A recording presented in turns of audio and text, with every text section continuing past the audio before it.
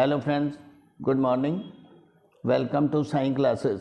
Friends, आज मैं आपको लीगल फ्रेजेस शेयर कर रहा हूँ 100 वर्ड पर minutes. Let's start. The definition envelops two kind of pleaders within its ambit. The first refer to legal practitioners who are authorized to practice law, and the second refer to any other person. If it is the latter, its essential requisite is that such person should have been appointed with the permission of the court to act in such proceedings. This is in tune with Section 32 of the Advocate Act 1961, which empowers a court to permit any person who is not enrolled as an advocate to appear before it in any particular case. But if he is to plead for another person in a criminal court, such permission should be sought for by that person.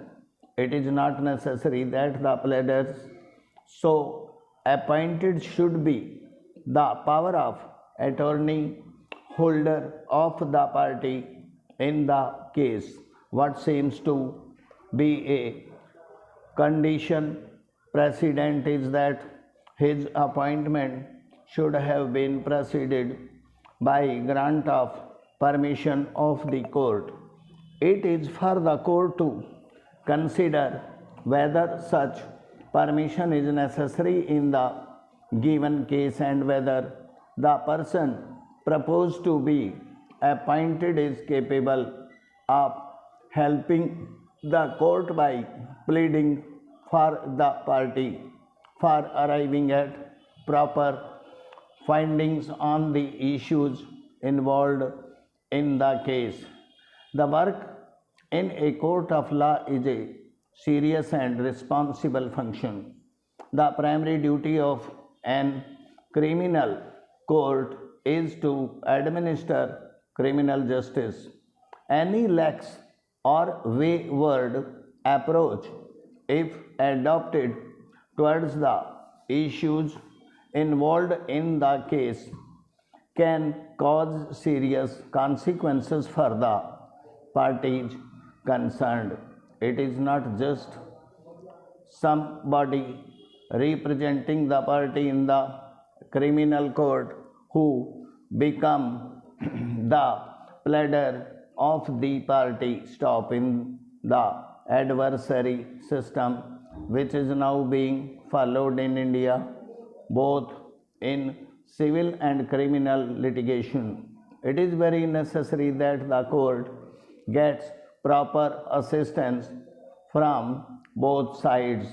Legally qualified persons who are authorized to practice in the court by the authority prescribed under the statute concerned can appear for parties in the proceedings pending against them. No party is required to obtain prior permission of the court to appoint such persons to represent him in court. Section 30 of the Advocate Act confers a right on every advocate whose name is entered in the role of advocate maintained by a state bar council to practice in all the courts in India, including the Supreme Court. Section 33 says that no person shall be entitled to practice in any court unless he is enrolled as an advocate under that act. Every advocate so enrolled becomes a member of the bar. The bar is one of the main wings of the system of justice. An advocate is the officer of the court and is hence accountable to the court. Stop. Efficacious discharge of judicial process very often depends upon the valuable services rendered by the legal professions. Full stop. But if the person proposed to be appointed by the party is not such a qualified person, the court has first to satisfy itself whether the expected assistance would be rendered by that person.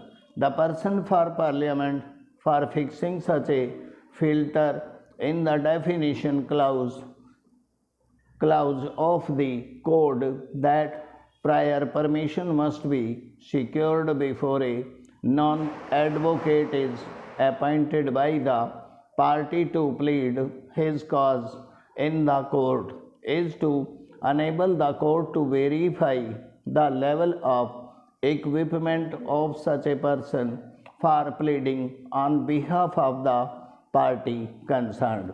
Thank you.